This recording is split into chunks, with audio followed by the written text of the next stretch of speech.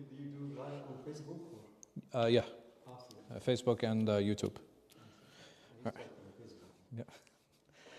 بسم الله الرحمن الرحيم الحمد لله رب العالمين والصلاة والسلام على سيد الأنبياء والمرسلين نبينا محمد وعلى آله وصحبه أجمعين أما بعد. We had left off on the last hadith in the chapter.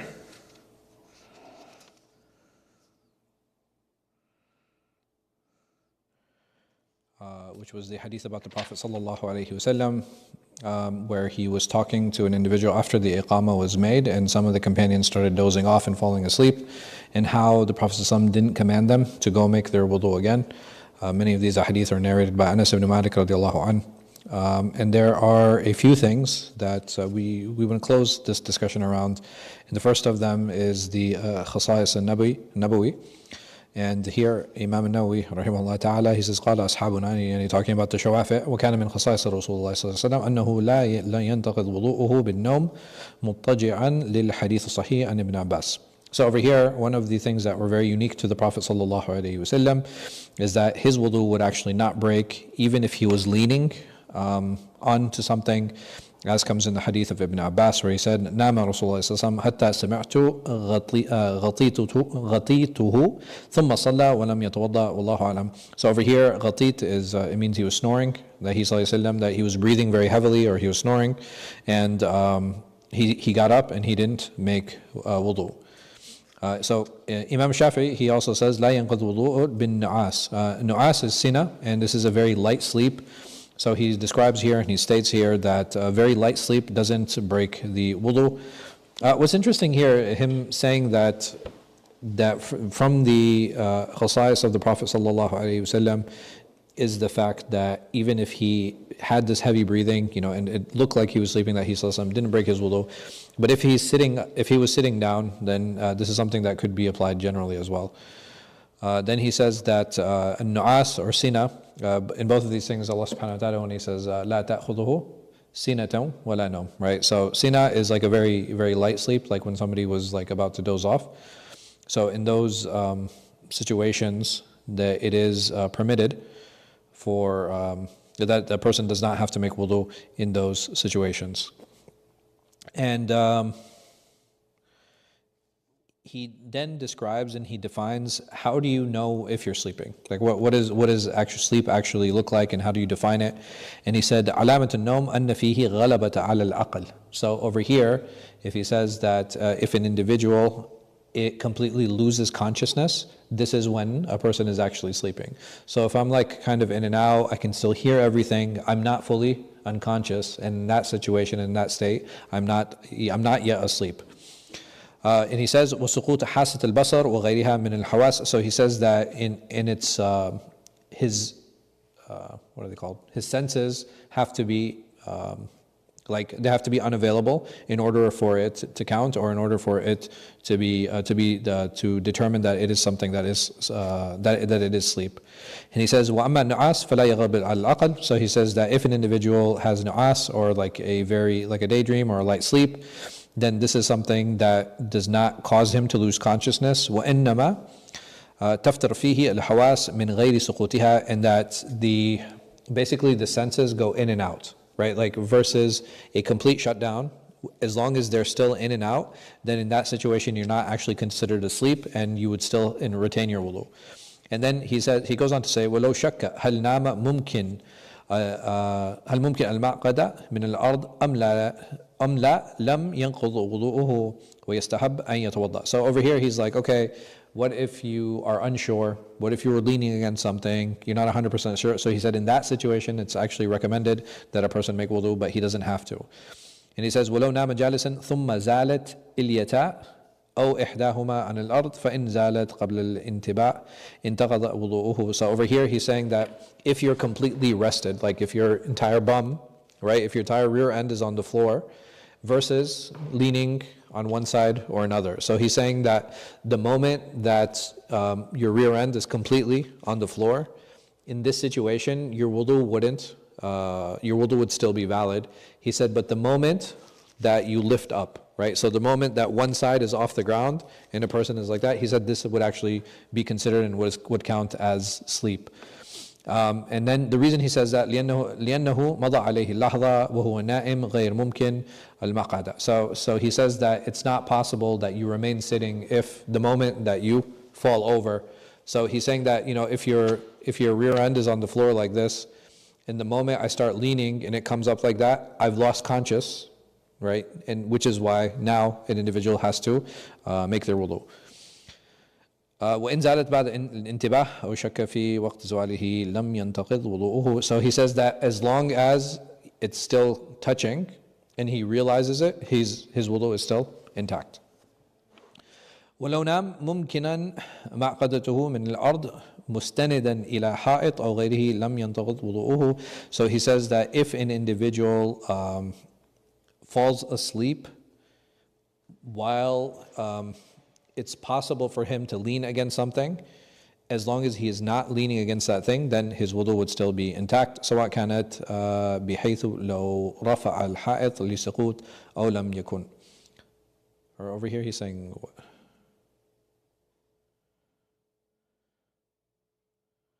Oh, okay, so as long as he remains upright, so even if, for example, I'm sitting like this, and even if I go like this, right, or I go like this, he says that as long as you remain upright, your wudu is still valid.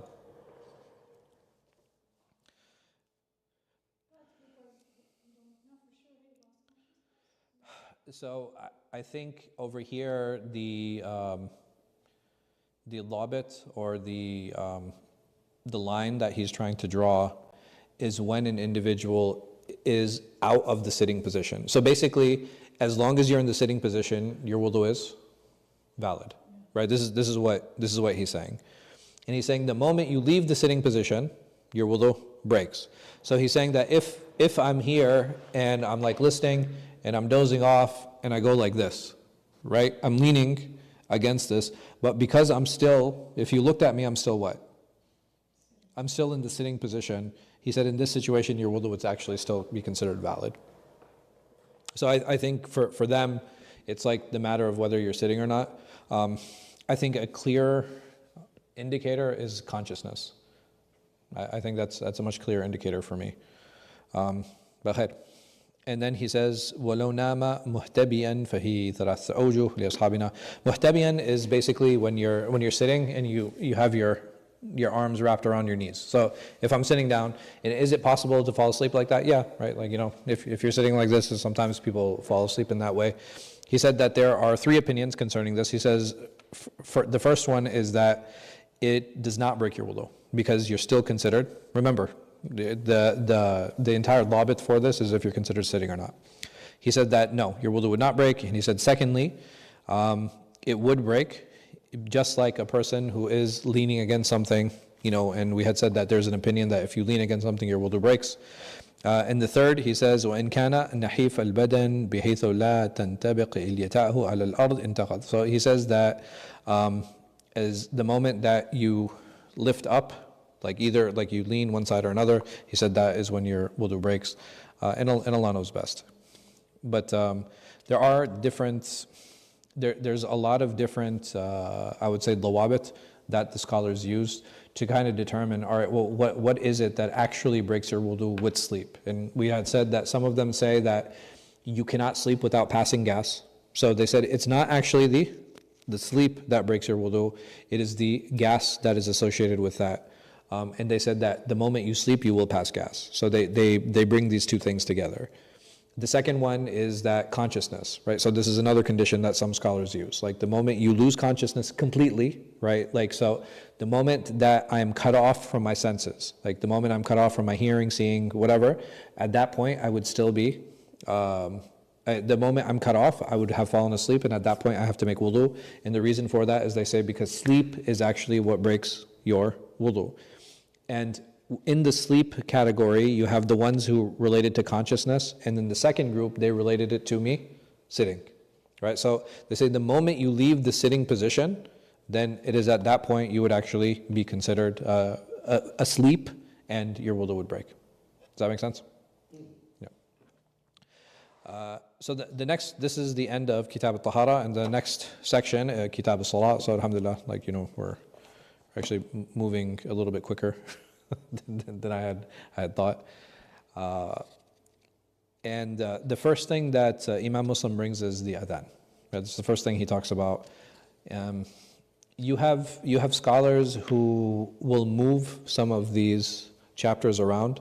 So some of them will put adhan first, and then they'll do tahara. And then the majority of scholars, they put tahara first, and then they put the adhan and the salah. Why this difference in what comes first? The Malikis very famously do this. They put adhan first, and then they put tahara. So most of the books have tahara first, but why would other books have adhan first? What is the reason? Right? Because when does tahara become an obligation? We had mentioned this. When the prayer time starts, right? And what determines the prayer time starting? Or what is the sign of the prayer time starting? Is the adhan. So that's why you have some of these differences. There's a difference of opinion between the scholars on what the root of the salah actually is, and the root of the salah and the root of the prayer is فَقِيلَ هِيَ الدُّعَاء. We have to understand that before the Sharia, before Islam, the Arab used to use these words, right? So salah is not a word that Islam invented. Zakat is not a word that Islam invented. Did they change the meaning? Yes, right? The meaning changed. Like salah, we know to be like, the units of prayer that we make, every single, that we make 5 times a day. For them, salah just meant a dua. Zakat, it was just sadaqah for them. For us, zakat has a very specific meaning. Even early in Islam, if you look throughout the Quran, Allah subhanahu wa ta'ala, He uses the words zakat and sadaqah very interchangeably. The only way that you know that Allah subhanahu wa ta'ala is talking about zakat is through context. So when Allah subhanahu wa ta'ala, He says, إِنَّمَا الصَّدَقَاتِ لِلْفُقَرَاءِ وَالْمَسَاكِينَ, He Azza wa Jal, in this ayah, He's actually talking about what? He's talking about zakat. He's not talking about sadaqah. Because do we know sadaqah to be for specific categories? No, sadaqah you can give to anyone. But zakat, we know that has very specific categories, and this is why we know إِنَّمَا الصَّدَقَاتِ لِلْفُقَرَاءِ وَالْمَسَاكِينَ, to the end of the ayah. So the way that we as Muslims, we know it when it comes in the Quran is when we look at the context and we look at the verse itself. Outside of the Quran, how do we differentiate? We differentiate with the label, right? So we say that this money is zakat and this money is sadaqah. Even though Allah subhanahu wa ta'ala doesn't have that differentiation in the Quran. But the reason we did it, why did we make the difference? Yeah, because one's an obligation, right? And to make it easier, right? Like if we use zakat and sadaqah interchangeably, would that help anything? Right? It would make things more confusing. It's like this is zakat. Where do you want it to go? It's like, I want to give it to the school. It's like, wait, what? Like it's like, that's just sadaqah. He's like, yeah, that's what I said, right? So it's really interesting how we actually split the mustalah and we split the terminology so that it becomes easier for us to identify the obligatory sadaqah and the general sadaqah. Because even the word zakat itself, it just means to purify, right? Like when we talk about tazkiyah, which is zakihim, what does it mean? It means to purify and it means to clean. So then he says that the word salah was always used as it was a meaning of dua, and he said that وَهَذَا قَوْلُ جَمَاهِيرِ أَهْلِ الْعَرَبِيَّةِ وَالْفُقَهَاءِ, and he says that the most of the Arabic scholars and the fuqaha, they say that this is the actual meaning. قِيلَ لِأَنَّهَا ثَانِيَةً لِشَهَادَةِ التَّوْحِيدِ كَالْمُصَلِّي مِنَ السَّابِقِ فِي الْخَيْلِ الْحَلْبَةِ. So he just goes on to talk about how these things are ordered and how some of these things are connected in different ways. So the first hadith he brings, قال المصنف رحمه الله تعالى قال حدثنا إسحاق ابن إبراهيم الحنظلي قال حدثنا محمد ابن بكر وتحويل الإسناد وحدثنا محمد ابن رافع قال حدثنا أبو الرزاق قال أخبرنا ابن جريج وتحويل الإسناد وحدثني هارون ابن عبد الله بلفظ له قال حدثنا حجاج بن محمد قال ابن جريج أخبرني نافع مولى ابن عمر عن عبد الله ابن عمر أنه قال. So Abdullah ibn Umar radiallahu anh, he says, كان المسلمون حين قدموا المدينة يجتمعون فتحينون الصلوات. So over here, he says that when they first came to Medina, and the Muslims used to gather in order to prepare for the prayer. وَلَيْسَ يُنَادِي بِهَا أَحَدٍ. Right? They just used to come together. And he said nobody would call them for the prayer. فَتَكَلَّمُوا يَوْمًا فِي ذَلِكَ. So some of the companions, they got together, they're like, people, we can't just show up. We can't just show up randomly. We should do something about it. فَقَالَ بَعْضُهُمْ. So some of them said, اتخذوا ناقوسا مثل ناقوس النصارى. It says, why don't we use bells, just like the Christians, right? The Christians use bells. Why don't we use bells too? وقال بعضهم قرنا مثل قرن اليهود. So I don't know what they used, but maybe like a horn, yeah. I think maybe they used a horn. Wallahu alam. So why don't we use a horn like the Jews use a horn? فقال عمر. So Umar رضي الله عنه, he said, أولا تبعثوا رجلا ينادي بالصلاة. So he said, why don't we just send someone, to call people to come and pray? قال رسول الله صلى الله عليه وسلم. So the Messenger of Allah صلى الله عليه وسلم, he said, يا بلال قم فنادي بالصلاة. He says, stand up, O Bilal, and call the people to prayer. So this hadith is very much about how the adhan first began and how the adhan first started. And it's very clear that it was a logistic issue, right? So they were like, okay, well, we need to organize this in some way. We can't just show up randomly for the prayer. We need to organize this in some way.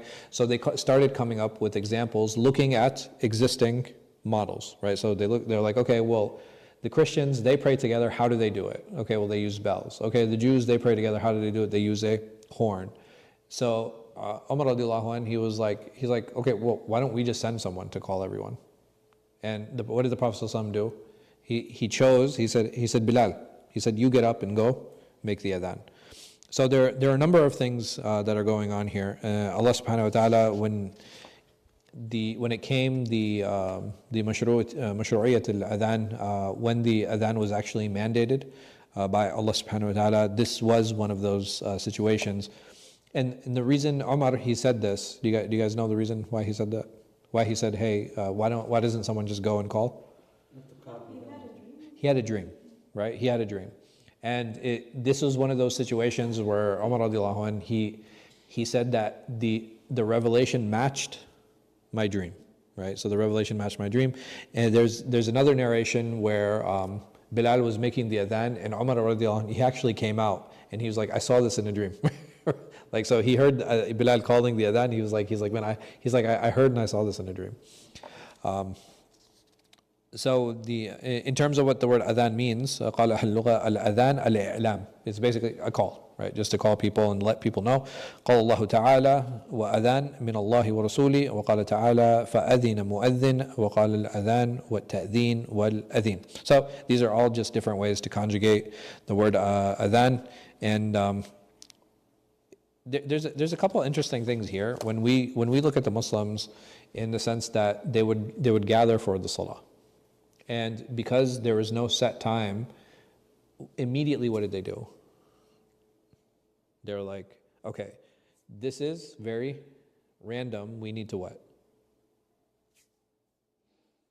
We need to figure out a way to organize. This should give us an idea as Muslims in general that we're always seeking to do what? To organize. The deen is not meant to be what? Haphazard and random, right? There has to be organization. And when we talk about organization, even, have you ever been to a masjid that doesn't have the prayer times up? Have you ever been to a masjid that doesn't have rows and lines? Have you ever been to a masjid that doesn't have specified spaces? This is the prayer space and this is the bathroom, this is where you put your shoes. Whether we use them or not, that's a different, right? That's a different issue. But all of these spaces have it. And even when we get upset, right? Even when we get upset, whether it be in Jummah or whether it be in Ramadan, what are the things that cause us to be upset? Right? Sometimes it's mismanagement, and sometimes it's people not following the rules. It's very fitri, right? To be organized, it's actually very fitri, right? It's very much in line with our fitra. We like seeing things clean. We like seeing things organized. طيب. Then why is it in so many Muslim countries, not all, but why is it in so many Muslim countries that we don't see that organization and we don't see that cleanliness? I'm saying, look, the companions very soon, right? They're like, hey, listen, we need to organize this. We can't continue with this chaos. Why is it that when we looked, again, some of the countries, not all, why is it that we tolerate that chaos? What makes it different? One of the reasons that we come here, why do we come here? Like, I'll be very honest, many times when I'm overseas, I don't follow the traffic laws. But when I come here, I follow most of them, right? Not all of them, but. 80-20. Huh? 80-20. 80-20, right? Now, over there is 20-80, over here is 80-20. Hey, why? What happens? I'm the same person, yes or no? Like, I'm the same person there as I am here. More organized. It's more organized here. And when we as human beings, when we see things are organized, what do we tend to do? We follow? Right, we follow the organization. Like, if I see everybody standing in line, am I going to go and cut in front of everybody? What am I going to do? I'm going to get in line. If I see everybody crowding at the window, what am I going to do? Am I going to stand and wait in line? No. I'm going to jump in too and be like, hey, I need your attention. So what's the difference? Why is that? If we understand that Islam leads to organization, if we understand Islam leads to cleanliness, if we understand that Islam is away from like fawda and ashwa'iyya, it's away from randomness, it's away from, just doing things unabashedly, like an unthinking, like no, there's structure and there's form. Why is it that we have failed? And again, alhamdulillah, not in every country, in every place, but in many of them. What happened?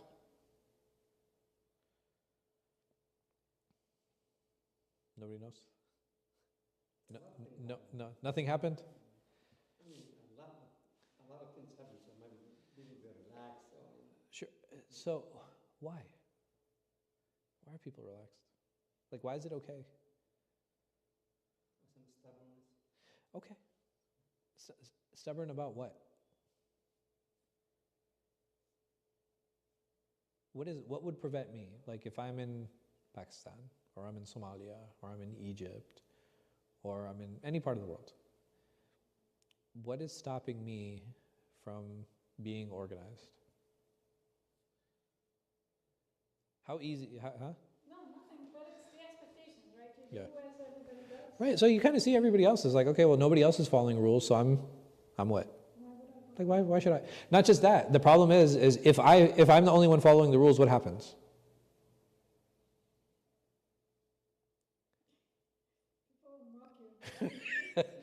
So I think mocking is less of an issue, right? Like I think people always make fun of each other, but so for example, if everybody is turning and nobody's listening to the police officer, right? There's a police officer and he's telling everyone to stop and people are still turning.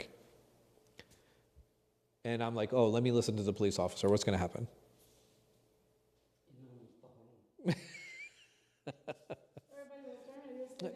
Right, so everybody's going to keep turning, and I'm going to be stuck. Right, essentially what's going to happen is like I'm not actually going to be able to make it to my destination because I'm following the rules.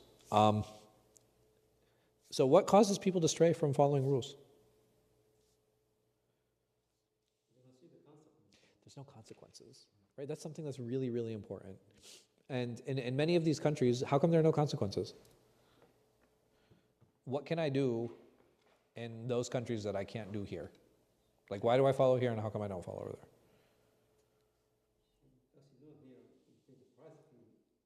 There are consequences, 100%. I think that's something that's really important, right? Over here, there's enforcement of consequences. In many of those places, there isn't. And not just that, even if I get caught, what can I do? Right? I can pay rishwa. Right? I can pay somebody a bribe and I can actually get out of the situation. So I'm actually encouraged to what? Not follow the rules. I'm encouraged to break the rules, right? I'm not encouraged to follow them. I think changes can come, right? I think it's very easy.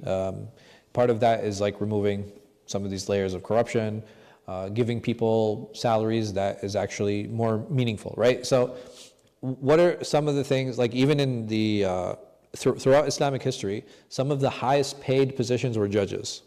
Right? They were paid very well. Why? Right, because they didn't want somebody to be like, hey, listen, we can pay rishwa to this guy. Like we could bribe this guy and he's going to rule in our favor. So, because if there are people, if there are public servants, right? So who are public servants? Public servants are like police, public servants are like the fire department, judges, like these are people who serve the community. If they're paid well, that is one way of preventing them from being what? From corrupt. Does it prevent everyone? No, like politicians in most of the world are paid. They're paid extremely well, and they're still very corrupt. Right? Like, unfortunately, they're even more corrupt. It feels like they get paid more and they're more corrupt.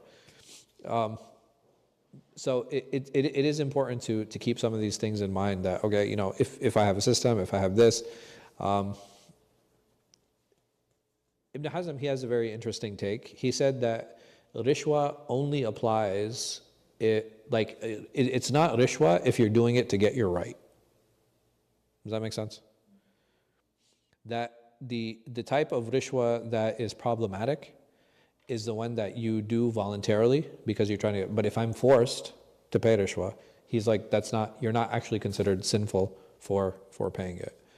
But yeah, it's really unfortunate, right? It's really unfortunate that things are the way that they are. But it gives us an idea. Not because we run countries, but does this not give me an idea on how to run my home? If I'm not clear with consequences to my children, and if I'm not consistent with those consequences, what am I teaching them and encouraging them to do? To break the rules. If you do this again, I'm going to send you to your room. My son is like, he's never going to send me to my room. Does it matter? What I say doesn't have value. And I'm saying, subhanAllah, like just like kids, we as adults, we react the same way. If I park in the fire lane, right, I come to the masjid, how come when I go to Target, I'm not going to double park? How come when I go to Target, I'm not, when I come to the masjid, I double park. When I come to the masjid, I block people in. Why do I do that? Are the reasons any different? I'm sorry? Right, because I'll get towed, right? Or at the least I'll get a ticket. Right, so at the least I'll get a ticket or I'll get towed. And I feel when I come to the masjid, what's going to happen? Nothing, right? Like, this is, the funny thing is like, this is Baytullah, this is not your house, right? But we all treat it like what? Like it's our house. I can park wherever I want. If I want to park my car this way, I want to park my car that way. Well, why? Oh, because I'm going to pray. Yeah. I'm sorry? I block. Oh, he's Muslim. It's okay, right? And it's really, actually, it's very unfortunate. It's very unfortunate, but this is something, this should teach us, right? This should teach us as individuals, like, even when it comes to dealing with other people. It's like, hey, listen, you can't talk to me like that. Well, if you talk to me like that, why? What are you going to do? It's like, I'm going to stop talking to you, right? Or I'll stop dealing with you. Or I'm going to tell somebody in authority to come and talk to you. But, yeah, every time he says that, he's not going to talk to me. And he still talks to me. Am I teaching him anything? Am I helping him? No. So I think these things are really important. Like, how do we bring order? How do we bring consistency? How do we even increase love? Right? These are things, when we know what we're supposed to do, it actually increases love. Because when I don't know what to do, it actually creates anxiety. Like, if I don't know what to do, if like I walk in and I don't know where to go. I don't know how many of you have had an opportunity to make Umrah or Hajj before. When you don't know where to go and you're in the Kaaba or you're in Masjid al-Haram, how do you feel? You feel confused, right? You feel confused, you feel scared, like, can I worship Allah like this comfortably? No, it's the same thing when we come here, right? Like, we should always try to do the best that we can to make things clean, make things organized, make things clear, right? Like, the more we do that, the easier it is. And this is one of the reasons, like, okay, well, why didn't the Prophet ﷺ allow them to use bells? Why didn't the Prophet ﷺ allow them to use this horn? Like, why? Why the adhan? How come it's like, yeah, you know what? It works for the Christians. Why don't we do it? Or it works for the Jews. Why don't we do it? Huh? To be distinct. Just to be distinguished, like just to be different. Yeah. Just imagine if we use bells and the Christian used bells. Would we know which the prayer times?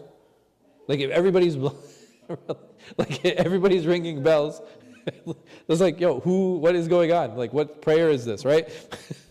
So that's something that's really important, right? Like there has to be something that is distinguished, and like even there are certain sha'air, right? There are certain religious signs that have to be clear and have to be distinguished and have to be unique for the Muslims. And it's really amazing how like the sha'air are like very religious actions. Sha'air aren't here, right? Like they're not in what we wear. These aren't Muslim things. Muslim things are adhan. Muslim things are prayer. Muslim things like just even the way that we're honest and we present ourselves and we deal with others. Like this is how Islam should be, and this is how it should spread. The other thing that the Prophet ﷺ, he did is that he chose Bilal. Why did he choose Bilal?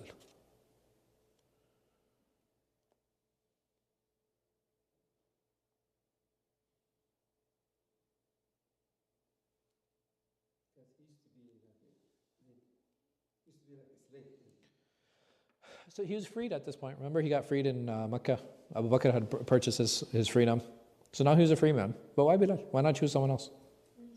Because his voice. And this is something that many of the scholars agree upon, that they chose Bilal radiallahu anhu very specifically because of his voice, right? He had it's not just having a beautiful voice. If you're making adhan, like did they have microphones back then? No, they couldn't set up the speakers around Medina. So for me to make adhan, I had to have a what? Not just a beautiful voice. I need to have a what? I need to have a loud voice. And does everybody speak? Is everybody loud? No. And how many of us have friends like they just have very loud, powerful voices?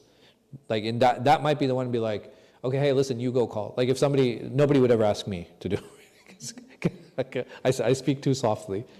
But somebody who has like a very loud, powerful voice, like it's like, hey, listen, go call so and so, and you know that when they speak, like it's going to be loud and it's going to be heard.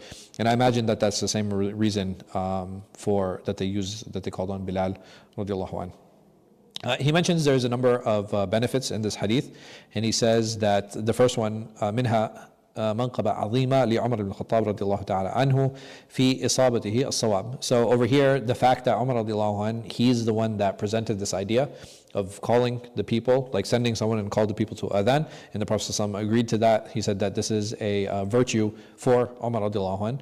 He says also التشاور في الأمر لا سيما مهمة وذلك مستحب في حق ummah bi-ijma' al-ulama. So the other thing that he mentions here that's really beneficial is that they didn't jump to make a solution and create a solution. What did they do? They discussed.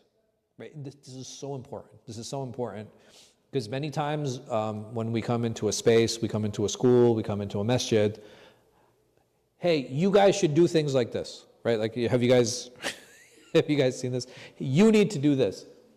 Is this shura? No, this isn't shura. This is me wanting to implement my idea. Right? This is not shura. And why is shura so important? Is it possible I have a good idea? Yeah, it's possible. How do I know if it's a good idea or not? Right? Other people agreeing is something that's really important too. But just because something is a good idea doesn't mean that it's appropriate to implement in every place. For example, you know what? We want to use this as a classroom. We're going to put those tables and we're going to screw the tables into the ground. Right? We don't want the tables to get messed up. They'll be fixed in place. The people will be able to learn from them. It's not a bad idea. Is it practical for this room? Why is it not practical? Because this is a multi-purpose room. Like we use it for different things. We use it for salah. We use it for like, you know what I mean? Like for get-togethers and things like that. So just because something is a good idea, it doesn't mean it is an appropriate idea. And the only way to know that is with what? With shura. And by discussing. What is another thing that discussion teaches me? How to listen. And why is listening so important? What does that actually teach me? How to be what? To be humble. Because the one who isn't humble, what is he or she going to do? They're going to come and try to impose their idea. It's like, they need to move this, and they need to change this. And I still remember there was There's an older gentleman, and he was like, Sheikh, come and look at the carpet. I was like, okay. Like, what's wrong with the carpet? He's like, look, there are pictures in the carpet or something. I was like, okay. I was like, listen, can I be honest? He's like, what? I was like, I don't see it. Like, I don't see the pictures. I was like, but you're saying they're there. He's like, yes, there are. I said, okay, you're right. I was like, what do you think we should do? He's like, we should change them. I said, I agree. We should change them. He was like, really? I was like, yeah. I said, just get the money. I said, get the money and we'll buy new ones. I said, it's easy. I said, you know what? You choose the color. And he was like, I don't have the money. And I was like, I guess we're not changing the carpets. And the reason I say this is like sometimes we're so excited about change and we're so excited about doing something, we forget where we are. It's like, hey, this is not your house. This is not your bathroom. This is a community space. So if I wanted to make changes to this room, what would be the best way to do that? Let's say that you work for the masjid, you're in the board, and I want to make changes here. What would I do? Okay. So how do I include everyone? Okay, so I call a town hall. Right. I call a meeting. It's like, okay, hey, we're looking to change the lecture hall. What do I do now?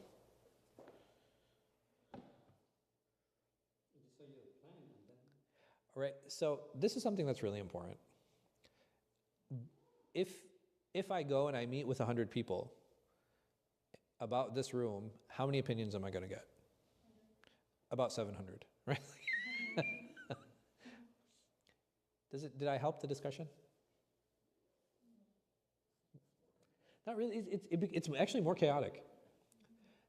So this idea of speaking to other people is good. How do we speak to other people? Even over here, how many choices were presented? Only 3 choices. Did they go around the room and say, hey, what do you think we should do? Hey, what do you think we should do? Hey, what do you think we should do? And again, we can't do that when it comes to consultation, because you're going to have too many opinions, and not all of them are going to be what? They're not going to be appropriate. Like someone might be like, we should turn it into a bathroom, right? Maybe. We should put a swimming pool. We should turn it into a soccer court, right? Like you're going to have people are going to have all kinds of opinions. And if you're a board, what does that mean the community has done?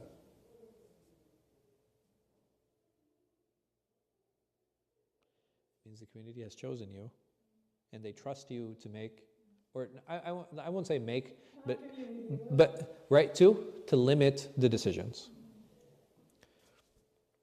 So now you guys are bored, you want to have a town hall, I think that's great. How do you decide on the best use for the room? What should we do?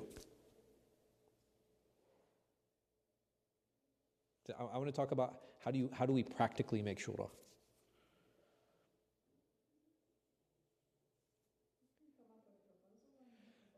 Okay, so we come up with a proposal amongst ourselves? No, after listening to. Okay, so this is very important. Number one, I have to do a needs assessment. Because even in this hadith, what is the first thing they did? They're like, okay, we're all kind of showing up randomly. We need to what? We need to organize this. It's the same thing here. Okay, I would do a needs assessment. How is the room currently being used? Right, same thing. How is the room currently being used? After I determine that, what do I do? It's like, okay, well, this space, we use it for prayer, we use it for classes, we use it for lectures, we use it for smaller get-togethers and events and parties, for example. Now what?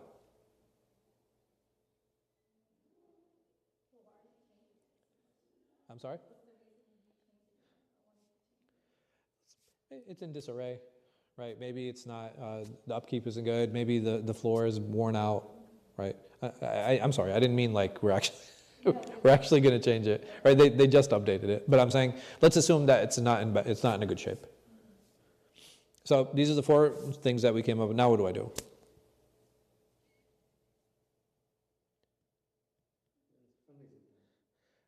So what am I building? what am I renovating it to? What am I changing it to? How? So I'm going to keep it aesthetically the way it is and just fix it? Okay. So what do I do now? I go to a specialist. Right? So we did our needs assessment. That's always step one. All right, well, how is the space being used? And the second thing I do is do what? I go to a specialist. Over here, who are the specialists? In the hadith we were discussing. Who are the examples that they give? I'm sorry? So Umar was one of them. Who else? Bilal was when it was time to execute. The Jews and the Christians. Why were the Jews and the Christians the specialists in this situation? Because they've been doing it, they have experience, and their use case is very what? It's very similar to us. Like, okay, well, we want to gather the people to prayer. Why don't we talk to other people who gather people for prayer? Okay, well, how do they do it? Well, they use a bell. Is that going to work for us? Well, they use a horn. Is that going to work for us? A third one, okay, hey, I think we should just get someone to call the people. Okay, you know what? That's actually a really good idea. So again, right? So what do? You do a needs assessment. You bring in specialists. And then when you have 2 or 3 choices, what do? This is where you can now reach out to the community. Because by presenting the community with 3 choices, what have I done? Now I've limited it, right? Like I don't need to have discussions on turning this into a bathroom, right? Like why? Because it's going to distract from the conversation. It's like, no, listen, we've already done a needs assessment. The bathrooms and everything that we have, it's enough for everyone, but what? Like these are the cases that we have it and we use it for. And we went to a specialist and the specialist gave us these 3 choices. Like, is the specialist going to cost money? How come? Can I, as a community member, saying, why would you pay an interior designer to come up with these designs? You're using community money? Are we using community money? 100%. We are. Is it okay or not? I'm sorry? It is okay. Why is it okay? Not only you're just making everyone's job easier, you also have somebody who knows what they're doing. And that's exactly what it is. Do any of us have those skills? No. So what do? When I don't have a skill, what do? I reach out or I pay somebody who has that skill. Because if I did it, what would happen? I would mess it up. And it would what? It would actually end up costing more. So do you guys understand like the process and like and why shura is so important? And sometimes we feel like, oh man, things are going so slowly. Well, if it goes too quickly, what can happen? Like disaster, right? Like not just failure, like complete disaster can happen. And this is why it's important to take time and to take steps, make sure that we bring in specialists, and then after we bring in the specialists, we can execute. And they're like, okay, well, we need to call people, we need this, all right, we need these characteristics. And when you have all of these things, when you had 100 people to choose from to make adhan, but if I need someone with a loud voice, I need somebody who's strong and can walk, somebody who's tall. Out of these 100 people, how many people fit that description? Just maybe like 2 or 3. And then from them, I was like, okay, you know what? No, he'd actually be the best one. Do you see how things kind of fall into place on their own? Like when you start in the right way, by the time you get to the execution point, that's actually what? That's actually the easiest part. Many times for us, we think that the execution is the hardest. It's actually not. Like if we take all the right steps and we do the shura and we bring in the specialists, everything becomes easy because the number of choices, what happens to the number of choices? It gets less and less and less and less. So I don't even have to make too many choices. And just like the example that I had given of the haram, what is the worst situation for a human being to be in? When they don't know what choices they have. When I don't know what choices I have, this creates what? If I don't know if I have to go left or right, how do I feel? What happens in my heart? I feel panic, I feel anxiety. And that's the worst situation to be in. Because when I'm anxious, can I make good decisions? No. But when I know very specifically, okay, hey, listen, this is what I have to do. If I go this way, this is going to happen. If I go this way, this is going to happen. Is it an easy decision? No, not necessarily. Right? Both of them could be very hard, but at least I'm not what?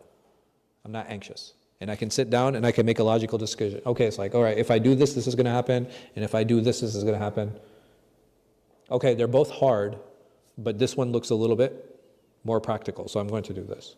Like, it's very easy to think with a clear head because I'm not thinking with emotions anymore. And the easiest way, like I said, to do this is to do shura. Like, what prevents us from doing and making shura?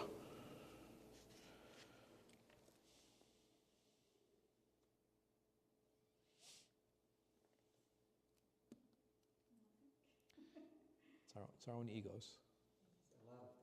It's just ego. That's it.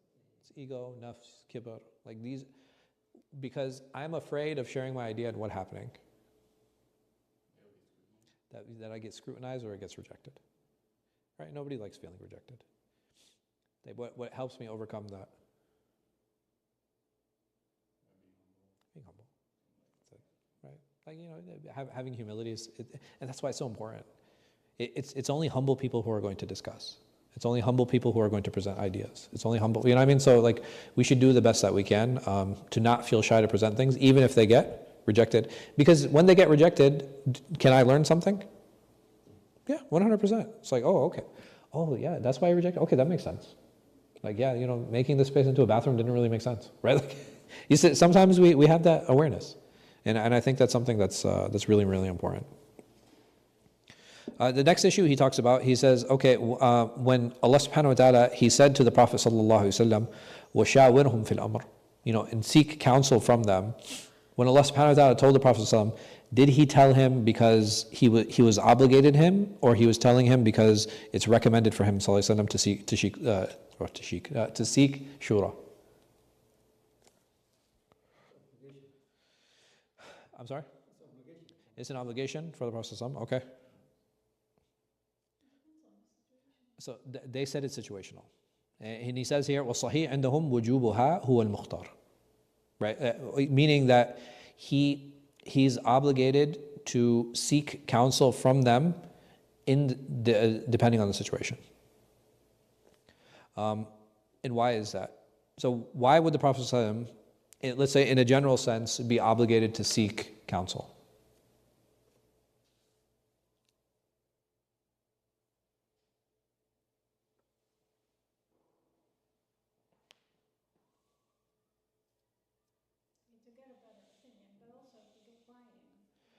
So the second one is more important because at the end of the day, does the Prophet ﷺ need to discuss with anyone? Like practically. He's in discussion with Allah subhanahu wa ta'ala. Right?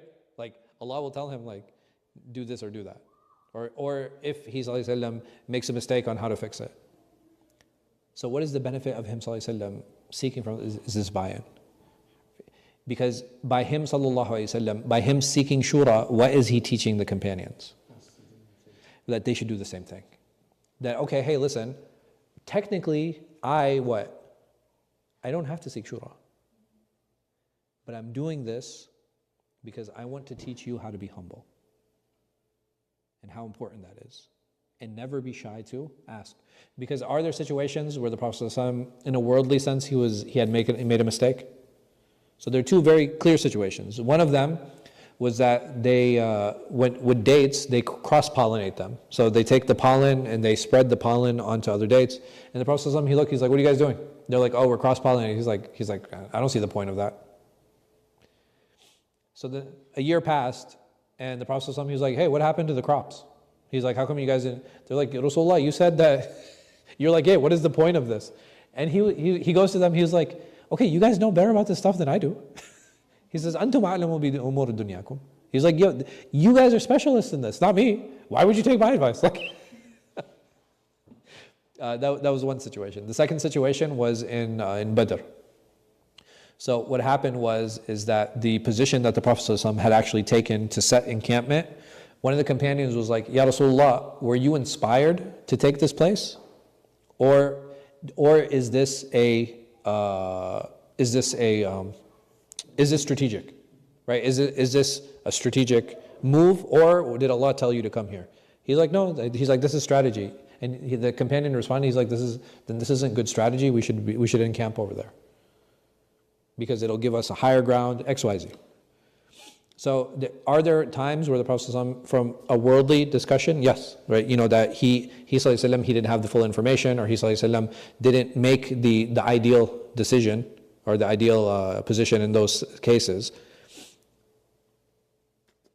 And how important it is for us to seek shura, how important it is to seek counsel when it comes to dealing with one another, when it comes to dealing with even larger decisions that sometimes affect others.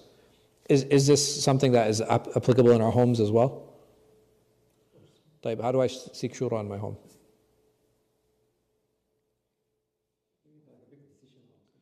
Okay, so there's a big decision coming up. What do I do? I'm like, hey guys, we're moving. Like that? No? Like, what do I do? Okay, so I talk to my family. Like, how do I get them together? I was like, hey guys, we need to talk. I got a job offer in California, for example. So what do I do? It's like, all right guys, inshallah, I want you guys in the next 3 months to start packing up and getting ready. We're about to move to California. Like that? Sure. Listen, ultimately, if the father is the provider and the head of the household, is it his right to make a decision? No, I'm saying I agree with you, right? Ideally, he consults, blah, blah. At the end of the day, is it the right of the head of the household to make a decision? Yeah, it's his right. But will he get buy-in? Because was it the right of the Prophet ﷺ to make decisions? It was his right, 100%. It was his right. But he still what? He still sought buy-in. Why? This is how you teach humility. This is how you teach respect. And if I bring my sons, my daughter, my wife, like I sit down with them and I explain like, hey, listen guys, this is going on. And then what do? Do I tell them my decision? What do I do? Okay, so I can give them a layout like, hey guys, I got this job offer and they're offering me 1, 2, 3, 4, 5. Then what do I do? What do you think? What do you guys think? Yeah, what do you think? That's it. At the end of the day, does that need to change my mind or change my decision? No, it doesn't. But it's very important to get what? To get their input, to make them feel like they're part of the decision-making process. Right? These are the things that are really, really important to keep in mind. But inshallah, we'll stop here because it's almost time for Salatul Isha. We'll finish up the discussion on this hadith next week. Next week is Thanksgiving? Yeah, no, next week inshallah will be off. So I'll see you guys inshallah after that. Wallahu a'lam wa sallallahu ala khayri khalqin.